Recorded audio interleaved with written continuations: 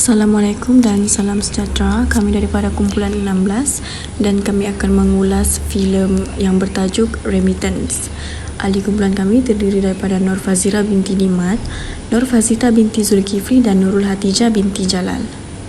Baiklah, sebagai pengenalan, filem Remittance ini ditayangkan pada 21 Oktober tahun 2015 dan menggunakan bahasa Inggeris dan Tagalog.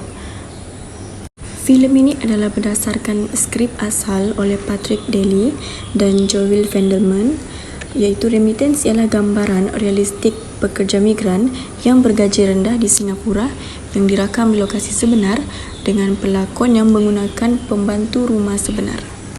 Filem ini mengisahkan tentang apabila Mary mengambil keputusan untuk bekerja sebagai pembantu rumah di Singapura untuk menyara keluarganya di Filipina. Dia berhadapan dengan satu set kesusahan dengan yang lain. Mary dikhianati oleh suaminya. Oleh itu, dia mula membina kehidupan baru untuk dirinya sendiri. Memandangkan dia terperangkap dalam kehidupan baru yang sedang dia bina untuk dirinya di Singapura, dia perlu memilih antara aspirasi pribadi dan tanggung jawab keluarga. Pada intinya, Remittance ialah kisah tentang usia seorang wanita yang cuba mengimbangi kehidupan untuk keluarganya berbanding kehidupan untuk dirinya sendiri. Seterusnya, kita akan lihat pada bahagian watak. Yang pertama ialah Angela Barotia yang memainkan watak sebagai Mary dan merupakan watak utama dalam filem ini. Dia merupakan migran Filipino yang bekerja di Singapura sebagai pembantu rumah. Watak yang kedua ialah Paulo O'Hara yang memainkan watak sebagai Eduardo, iaitu suami kepada Mary dan tidak bekerja dan tinggal di Filipina. Watak yang ketiga pula ialah Olive Nito yang memainkan watak sebagai majikan kepada Mary yang merupakan orang Filipina yang tinggal di Singapura. Dan watak yang keempat ialah Yolanda Bormas yang memainkan watak sebagai Amy yang merupakan migran dari Filipina yang bekerja di Singapura sebagai pembantu rumah dan merupakan rakan kepada Mary. Terdapat dua lokasi yang ditunjukkan dalam filem ini, iaitu Baguio City, Filipina, iaitu tempat asal Mary dan sebelum bermigrasi, dan juga Singapura di tempat kerja Mary selepas bermigrasi. Terdapat 3 tahap migrasi yang ada dalam filem ini, iaitu yang pertama ialah pre-migrasi, di mana sebelum bermigrasi, Mary menghadiri kelas bahasa Inggeris sebagai persediaan untuk bermigrasi ke Singapura. Mereka juga diberikan ujian kefahaman bahasa Inggeris sebelum diluluskan untuk bermigrasi atas sebab kerja. Seterusnya, tahap migrasi yang kedua iaitu merentasi sempadan antarabangsa. Pada bahagian ini, Mary merentasi sempadan dengan lengkap berpasport dan dokumen penting yang diuruskan oleh institusi STD Overseas Manpower Service, iaitu institusi yang mengendalikan migran Filipina sebelum bermigrasi. Seterusnya ialah tahap migrasi yang ketiga, iaitu pengalaman di negara penerima. Yang pertama ialah mempunyai peluang meningkatkan kemahiran baru seperti kemahiran teknologi. Sebagai contoh, Mary berjaya menyampaikan presentation di dalam kursus keusahawanan yang dia ikuti di Singapura. Walaupun pada awalnya dia mengatakan bahawa dia tidak tahu menggunakan PowerPoint. Yang ketiga ialah dapat melancarkan skill komunikasi dengan mengikuti kursus usahawan yang dianjurkan kepada migran yang berada di Singapura. Dan yang ketiga ialah berpeluang untuk mempelbagaikan aktiviti ekonomi baharu di negara asal dengan menggunakan modal hasil daripada bekerja di negara penerima. Contohnya, apabila Mary balik ke negara asal, dia ingin memulakan perniagaan dalam bidang salon dan kecantikan. Seterusnya, saya Nurul Hatijah binti Jalal akan meneruskan pembentangan pada bahagian isu-isu dalam filem Remittance. Isu yang pertama iaitu perbezaan upah dan keadaan ekonomi dua buah negara. Perbezaan upah dan keadaan ekonomi dua buah negara yang mendorong Mary untuk bekerja sebagai pembantu rumah di Singapura. Negara yang hendak dituju oleh Mary iaitu Singapura yang merupakan negara dunia pertama dan menawarkan upah gaji yang lebih tinggi berbanding negara asal Mary iaitu Filipina yang merupakan negara dunia ketiga miskin.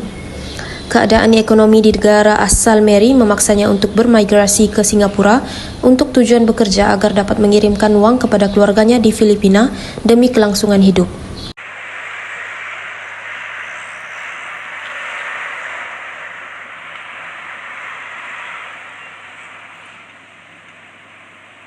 Seterusnya, isu kedua adalah kesan terhadap fungsi keluarga. Filem ini menunjukkan berlakunya kesan sosial iaitu masalah kepada fungsi dalam keluarga yang ditinggalkan di negara asal oleh migran semasa bermigrasi. Filem ini memperlihatkan bagaimana keluarga watak migran iaitu Mary mengalami masalah keluarga di mana anaknya mengandung semasa masih sedang melanjutkan pelajaran dan suaminya mengkhianati dan menggunakan wang yang dikirim oleh Mary untuk tujuan hiburan.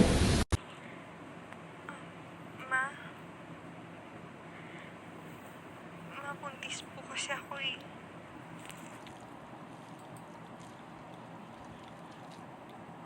Sorry po, ma.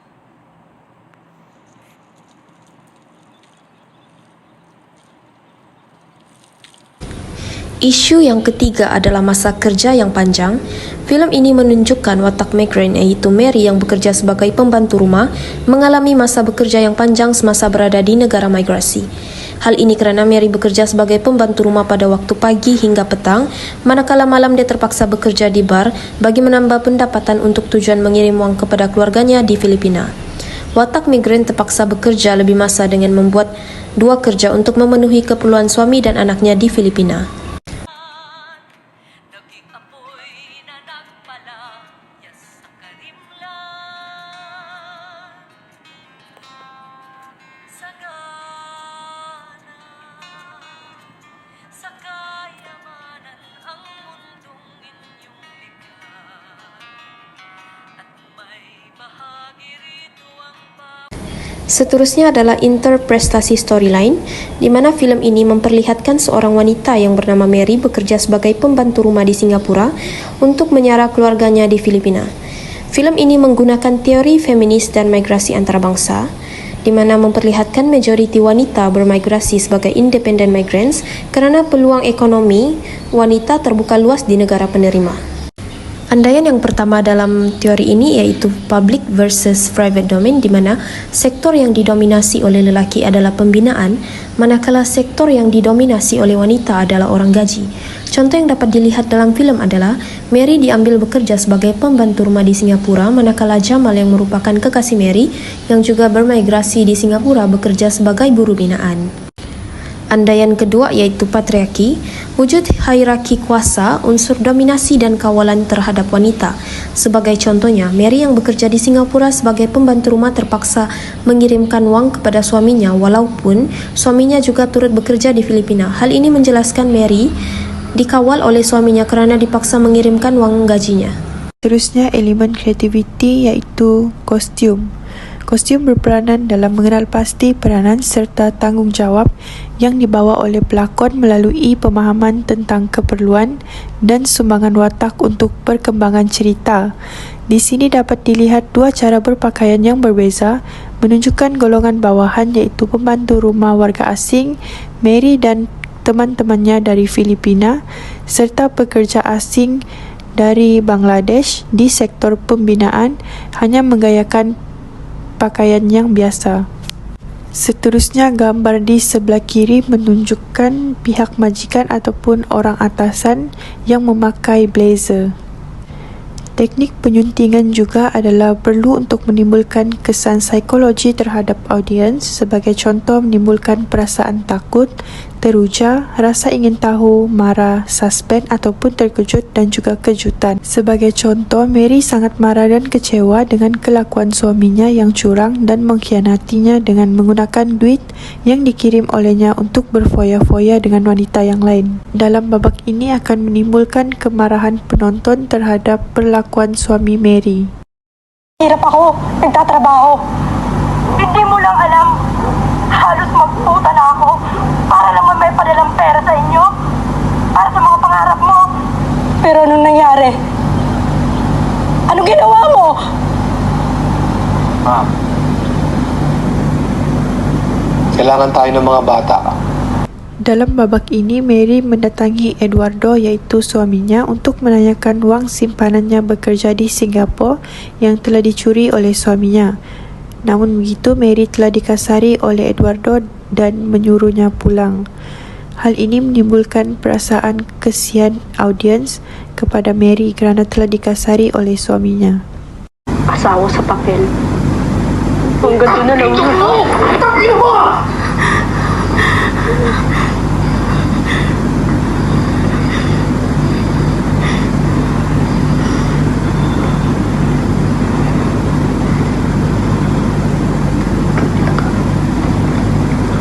pinaka, lumayas ka sa bahay ko. Seterusnya, perasaan kasihan juga boleh wujud apabila melihat babak Mary yang terpaksa bekerja di bar untuk mendapatkan wang tambahan dan dikirimkan kepada anak-anaknya di Filipina.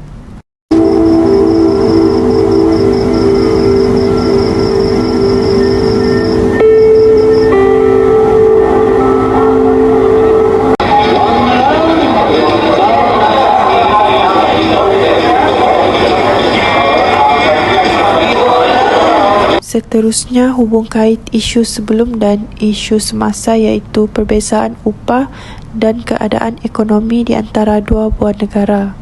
Jika dilihat di Malaysia sendiri, isu kebanjiran pekerja asing merupakan perkara yang biasa. Hal ini disebabkan oleh faktor kadar pertumbuhan ekonomi di Malaysia yang meningkat, seterusnya memberi impak positif terhadap peningkatan taraf hidup rakyat yang menyebabkan persepsi serta minat rakyat tempatan terhadap sektor pekerja berubah. Dan ini menyebabkan sektor 3D kurang mendapat sambutan seperti sektor peladangan getah, sektor pembinaan dan juga pengasuh serta pembantu rumah. Keadaan ini telah membuka ruang yang luas kepada warga asing dari negara jiran seperti Indonesia, Filipina dan Bangladesh untuk datang bekerja di Malaysia. Bukan itu sahaja, sikap pihak majikan yang suka memanipulasi hak pekerja asing dan mereka cenderung menawarkan gaji yang rendah kepada mereka. Yang kedua, overseas Filipino worker. Terdapat pelbagai isu cabaran yang dihadapi oleh pekerja Filipina di luar negara, antaranya ialah jurang komunikasi dan perbezaan budaya yang berbeza, di mana mereka terpaksa bekerja di negara lain, berurusan di tempat yang lain dan berkomunikasi dengan. Seterusnya, cabaran dari segi keuangan, di mana kebanyakan rakyat Filipina berpendapat bahawa bekerja di luar negara akan memperolehi pendapatan yang besar dan lumayan. Namun kadangkala mereka tidak menerima pendapatan yang tinggi seperti yang mereka jangkakan. Memandangkan mereka menghantar hampir semua pendapatan mereka kepada keluarga di tanah air, mereka perlu berkorban malah mengabaikan keperluan asas ketika tinggal di negara orang. Isu yang terakhir ialah masa kerja yang panjang. Menurut Sinar Harian 2021, terdapat isu yang melibatkan seramai 22 orang pekerja asing warga Indonesia dikurung dan dipaksa untuk kerja selama 12 jam berturut dengan gaji yang diberikan hanya sebanyak RM10 oleh tauke restoran di Petaling Jaya, Selangor. Bahkan mereka tidak diberikan makanan percuma sehingga kan dihukum potong gaji jika mengambil makanan yang berlauk. Secara kesimpulan, filem ini menunjukkan bahawa kebanyakan pekerja wanita yang bermigrasi dijadikan pekerja domestik, iaitu pembantu rumah. Seterusnya, filem ini mengetengahkan isu kiriman wang yang menjadi faktor utama waktu migran bermigrasi untuk kelangsungan hidup keluarganya di negara asal.